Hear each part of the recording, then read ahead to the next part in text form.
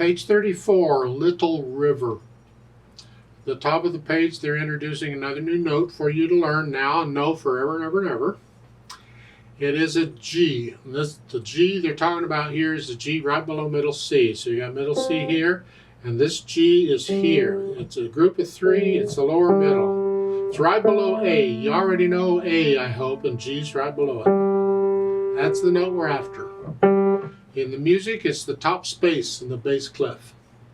So when you see a note in that top space, you play this key on the piano. They're telling you to use the fourth finger. Doesn't matter what finger you just use a finger and play it. We've been in middle C position, and if we're in this position, the fourth finger is going to play it. If we're in some other position, it would be some other finger that's going to play it. So don't let the finger get to you. It's the note we're after. So now we've got these. You got all 7 of them. There's only 7 different keys on a piano. And this is the 7th one. Now we've got them all. Because if I go up one more, I get a G. That's the one. If I go down one more, I get an F. So this is it. These just keep repeating. Here. So if I come up here, it's the same one. A G, A, B, C, D, E, F. If they just keep repeating. So now you know all the keys on the piano. The white keys on the piano. You can do the whole thing. So on an 88 key piano, a regular sized piano, the first note at the bottom is an A, first letter of the alphabet. And you could just go up the alphabet and just A, B, C, D, E, F, G, A, B, C, D, E, F, G, A, B, C, D, E, F, G. And you'll find it repeats in these notes. There's a G, it's like that. When I used to teach my students, and I had a new student learning brand new, I would have them go through that. Tell me the name of every key on the keyboard. Tell them start with A and go through the alphabet all the way up to the top is C and then go back down. Tell me backwards. So they were telling me every name of the note on the keyboard, and then we had to go back and learn what they really were so they didn't have to count up. Because otherwise they would learn one note like a C, and they would have to count up from C. C, D, E, F, G, A. They would have to count up. We have to go through and memorize them.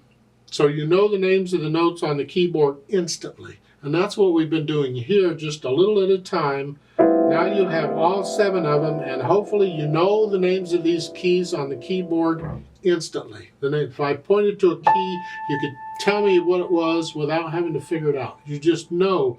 In a group of 3, it's in the upper middle, it's an A.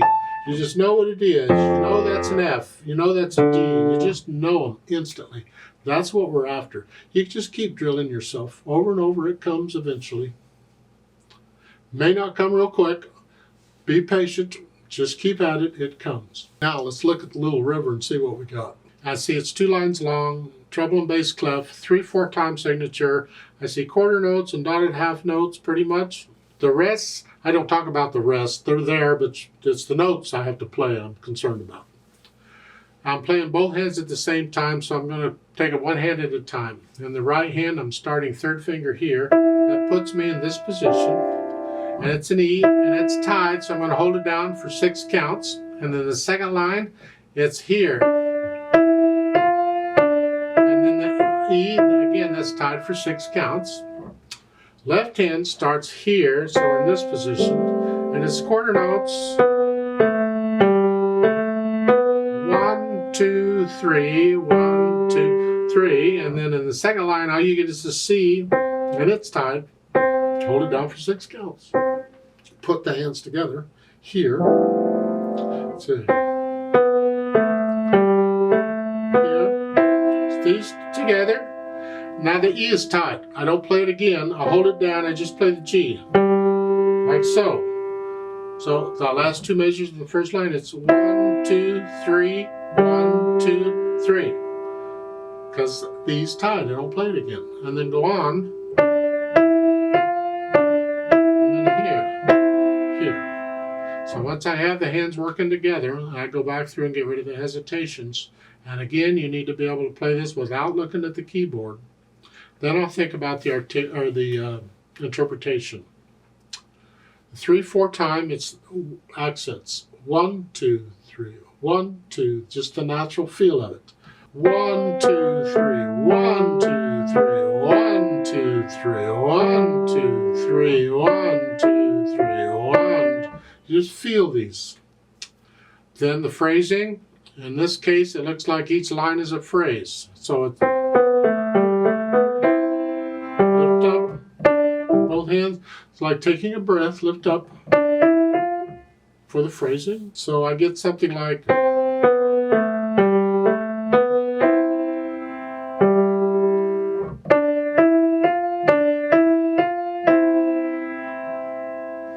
that would be how I might play it. If I played it again, I'd probably play it a little differently.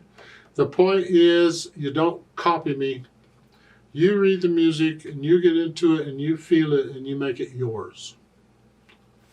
Let's play this together very slowly to double check the notes and the rhythms. Now, we're not performing it here. We're just checking for notes and rhythms. That's all. I am going to lift up at the end of the first line for the phrasing, though. So I'll give us 3 counts.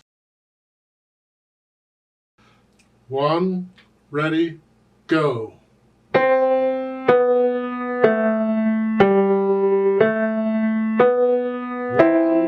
2, 3. 1, 2, 3.